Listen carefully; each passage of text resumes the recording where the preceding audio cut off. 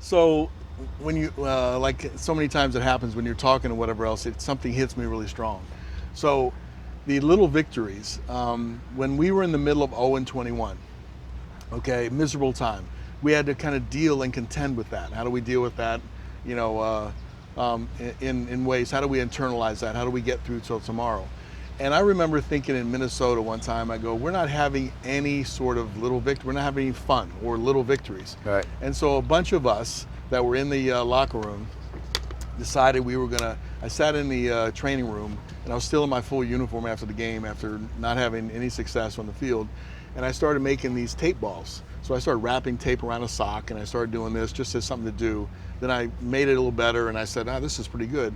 And I go, let's go out and try these. So everybody else was gone from the stadium, and it's the Metrodome, so nobody's in there, and it's a closed-in environment. So we take a bunch of these sock balls that we had down, had a fungo bat down. We split up a couple people on the team. We included the clubhouse kids. And the clubhouse kids, all of a sudden, now we played a game of pickup baseball that we did when we were all kids, and we were doing it in the big leagues. We had big league players doing this game, and we were inventing all kinds of different aspects of the game. I remember I squeezed the ball down like this, so it was like a saucer, and they were saying that you can't do that because that's a saucer ball, so you would go like a frisbee and be harder to hit.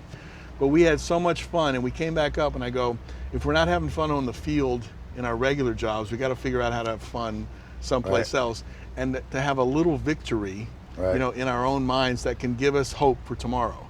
And so that from a therapeutic standpoint, those little games that we figured out to tap into the love of what we did, when we're not having fun doing what we're doing now, it kind of reminded us why we all started, and it got us through, which allowed us to persevere that 0 and 21 and get to the other side. So I got to ask, when's the last time you told us that story? Long time. Isn't that funny? Oh wait, I mean we did it just because we thought it was fun. We would have tape ball, and all the clubhouse kids, every time we came to Minnesota, they would say, let's go play tape ball, and I go, we can't do that now. We got like a night game tomorrow or a day game, night and game we're winning. Day game tomorrow, and we're doing what we're supposed to. Things change, right? And I can't do that anymore. But we had some times where you slid, you dove, and all that kind of stuff. You might end up with a strawberry here, and you're thinking, oh, that's great. I won't be able to play tomorrow by playing tape ball in the dome. So did the managers know you were doing it? No. No, I would imagine. And they would have been very happy walking back out and seeing you guys playing tape ball. No, we'd have probably got fined and got in trouble for that. But it is an attempt to turn things positive and actually. And we do look at it as, when you mentioned little victories, it really resonates with me when you are in the process of persevering. You're looking for bigger success all the time because that drives you.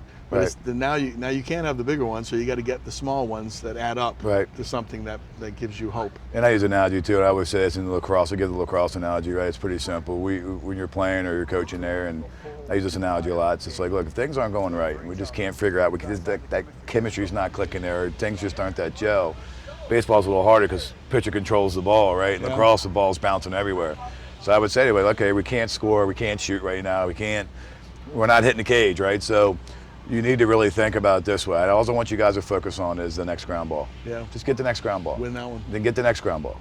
And then get the next ground ball. And it got their minds off of like thinking about, should I shoot left or right? The goalie's got my number. All those mental, we talk a lot about that. And it's just like, okay, taking a group of guys and that's leadership, and it's interesting. And I think it's in your own right. Obviously, that was a leadership moment for you, which has probably made you successful. When you say things, it triggers me the same way. When I hear something like that, it was very natural. It wasn't something like this big gimmick thing you're going to plan out to do. It was just like, you know what, guys, we're going to have some fun. And I'm the guy. People they call it team building in business. Right, exactly. Where you might go on a retreat, an executive retreat, where you put yourself in situations where you kind of interact together and communicate together. To me, that's spur of the moment, though. You can't beat it. That would be considered. Yeah, it would be considered team building, but it actually was people building, and it was sort of an extension of therapy in a way. Yeah. Well, and it's the things that you know, and it's, to me, that's that natural leadership ability, and we haven't talked a lot about that with, and I think I said this to you before in other conversations like this, where, you know, you don't really realize you're a leader until probably moments like that, and you're a leader in that locker room, and everyone's kind of looking at you like, you might have been over 21, everyone's going, okay, well, Cal's going to do something big to get us out of this, right? And it happened to be rolling up a sock with tape was kind of the mental block to get it out. It wasn't some play in the field, or it wasn't some big piece there, and I think in business, when you do that, and you think about that, you know, for me, it's, you know, when it's not going great and you can just tell it's not really working, you know, getting the guys out on the boat, getting the team out in the boat and just saying, look, I love you guys, right? We suck right now. We're not very good. We need to own that.